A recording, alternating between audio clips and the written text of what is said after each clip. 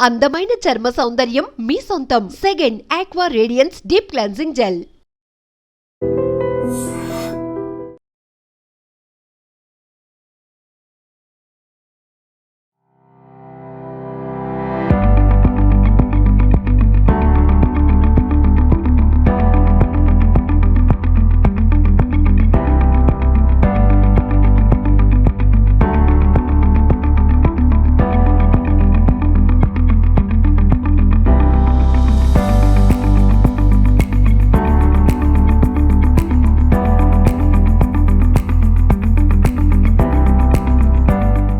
నమస్తే, welcome to iDream media. నేను మీ ప్రశాంత్. విద్యార్థుల భవిష్యత్తుకు బంగారు బాటలు వేసే టీచర్ అతను. ఒక పక్క విద్యార్థులకు బంగారు భవిష్యత్ నేర్పిస్తూనే మరోపక్క వాహనదారులకు అవగాహన పాఠాలు నేర్పిస్తున్నారు ఆ టీచర్. ఆయనే భూషణం మాస్టర్. ప్రజెంట్ అయితే ఆయన మనతో ఉన్నారు. అసలు వాహనదారులకు అవగాహన పాఠాలు నేర్పించడం ఏంటి అనే విషయాలు అయితే మాత్రం ఆయనతో అసలు మనం మాట్లాడదాం. నేను చూసుకోవచ్చు, నేను ఒక స్టోరీ పని మీద ఇటుపక్క వెళ్తుంటే ఆయన అయితే మాత్రం ఇక్కడ నించొని వచ్చిన వాహనదారులు అందరికీ కూడా ఆయన ఏదో చెప్పాలనుకుంటున్నారు. అసలు ఎందుకు ఆయన ఇక్కడ నించుంటున్నారు, వాహనదారులకు ఏం చెప్తున్నారు అనే విషయాలు కూడా ఇప్పుడు ఆయన ఉన్నారు. ఆయనతో మాట్లాడదాం. సార్ నమస్తే సార్. ఇటుపక్క వెళ్తుంటే మీరు ఇక్కడ చూస్తున్నాను, ఇక్కడ వాహనదారులందరికీ కూడా ఏదో మీరు పాఠాలు చెప్తున్నారు. ఏంటి సార్ అసలు ఏం చెప్తున్నారు ఏంటి సార్? మరి నా పేరు ఇంటూరి భూషణం. నేను వృత్తిరీత్యా ఉపాధ్యాయుడిగా మధురా నగర్ ప్రైమరీ స్కూల్లో చేస్తూ రిటైర్ అయ్యాను. మరి ఈ విశాఖ మహానగరం ప్రతిరోజు ఎక్కడో చోట యాక్సిడెంట్ యూత్ 19 years పిల్లలు చనిపోతున్నారు. మరి రోజు మనం దినపత్రికలు చూసినట్టయితే జాతీయ రహదారుల మీద రక్తసిక్తమై ఎంతో మంది ప్రాణాలు పోగొట్టున్నారు. మరి నేను ఆ విధంగా యాక్సిడెంట్స్ అవ్వకుండా ఉండాలనే ఉద్దేశంతో వేగం వద్దు, ప్రాణం వద్దు, మితిమీరిన వేగం వద్దు, మృత్యువుకు రాదారని చెప్పి వాహనదారులకు నేను అవగాహన పరుస్తూ ఉంటాను. ఇక్కడ చాలామందిని హెల్మెట్ పెట్టుకునే విధంగా నేను చేశాను. మరి ఈ విధంగా చేయటం వల్ల ప్రజల్లో మంచి మార్పు వస్తుంది. ఎక్కువ ప్రాణాలు మనం పోగొట్టుకోకుండా యూత్కి మనం అవేర్నెస్ చేయగలం. మరి తల్లిదండ్రులకు నేను ఒకటే చెప్తున్నాను, అయ్యా మీ పిల్లలకి విలువైన బైకులు కొనిచ్చి వాళ్ళకి మీరు అలారముద్దుగా పెంచొద్దు, వాళ్ళకి ప్రాణ విలువ తెలియజేయండి.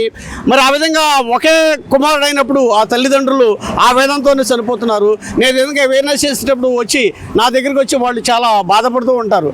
నేను చెప్తూ ఉంటాను, అలా కాదండి, యూత్కి మనం మంచి విషయాలు చెప్పాలని ఉద్దేశంతో నేను ఈ విధంగా చేస్తూ ఉన్నాను.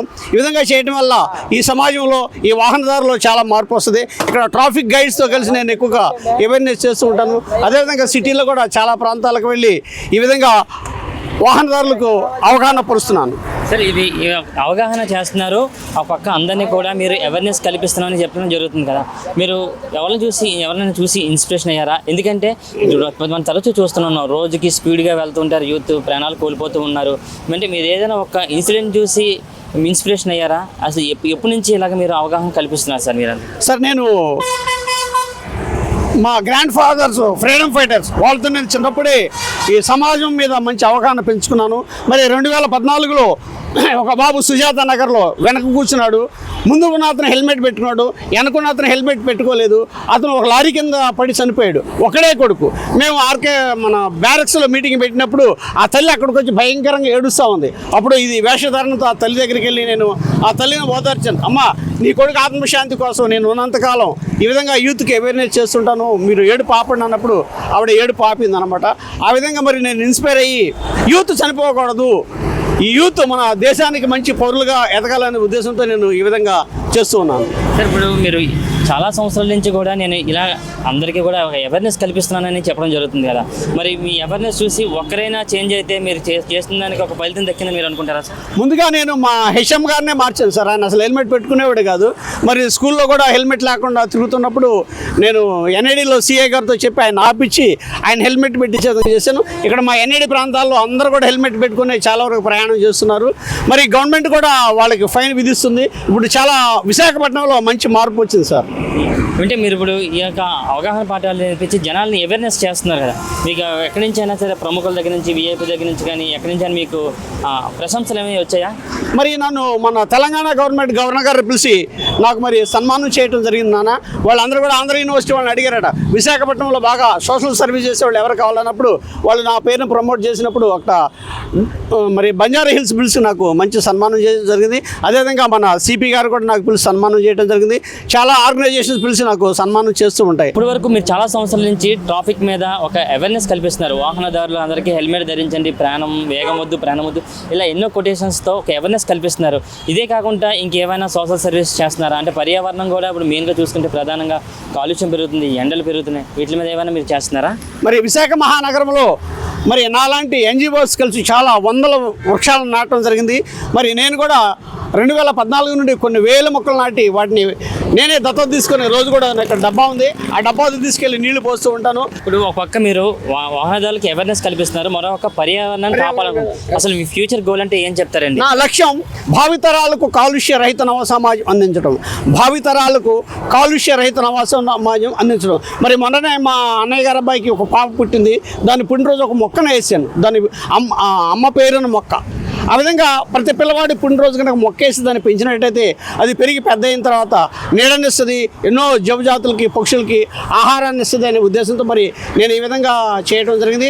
మరి నేను ఒక్కనే చేయడం కాకుండా మరి జేడీ ఫౌండేషన్ అనే ఆర్గనైజేషన్తో కలిసి మరి మా కృష్ణయ్య గారు ఇక్కడ గోపాలపట్నంలో ఉంటారు, అదేవిధంగా అను మేడం ఉంటారు. ఫ్యూచర్లో చాలామంది యూత్ మీరు అంటూ ఉన్నారు కదా, ర్యాష్ డ్రైవింగ్ చేస్తున్నారు, వాళ్ళందరికీ మీరు ఏం చెప్పాలనుకుంటున్నారు? ఒక యూత్కి కూడా మీరు? నేను యూత్కి ఒకటే చెప్పాను, ప్రతి పిల్లవాడు 6th క్లాస్లో ఒక మొక్కను కనుక తన పాఠశాలలో నాటినట్టయితే వాడు 10th క్లాస్కి అయ్యేసరికి అది చాలా పెద్దదవుతుంది, నీడనిస్తుంది, ఫలాలు ఇస్తుంది, ఫ్రూట్స్ ఇస్తుంది, అన్నీ కూడా వాడు చక్కగా వాడు మొక్కకు వాడు సంరక్షణ చేసుకోగలడు. ఈ సిస్టమ్ని కనుక అన్ని స్కూల్స్లో ఇంప్లిమెంట్ చేసినట్టయితే చాలా బాగుంటుంది. మరి నేను కొత్తపల్లి హై స్కూల్లో 200 మొక్కలు నాటి వాటిని పిల్లలతోనే పరిరక్షణ చేయిస్తున్నాను. ఇప్పుడు చాలా పెద్ద అయినాయి అనమాట. Thank you. సో మనం చూస్తున్నారు కదా, ఎన్ఏడి ఫ్లైఓవర్ దగ్గర అయితే మాత్రం ఈ భూషణం మాస్టర్ అయితే మనకు కనిపించడం జరిగింది. ఒక పక్క ఇక్కడ ఉన్న వెహికల్స్ వచ్చిన వాళ్ళందరికీ కూడా అవేర్నెస్ కల్పిస్తూనే మరో పక్క పర్యావరణాన్ని కాపాడాలంటూ కూడా ఇక్కడున్న వాహనదారులు కానివ్వండి, లేదంటే ఒక పక్క టీచర్స్కి, పిల్లలకి, అందరికీ కూడా ఈ మాస్టర్ గారు అయితే ఒక అవేర్నెస్ కల్పిస్తున్నారు. ఇది చూస్తున్నారు, పర్యావరణం అయితే ప్రతి ఒక్కరు కాపాడుకోవాల్సిన బాధ్యత మనందరి మీద ఉందని అయితే మాత్రం ఇక్కడున్న భూషణం మాస్టర్ అయితే చెప్పడం జరుగుతుంది. కెమెరా పర్సన్ శేఖర్తో ప్రశాంత్, ఐడ్రీమ్ మీడియా, విశాఖపట్నం.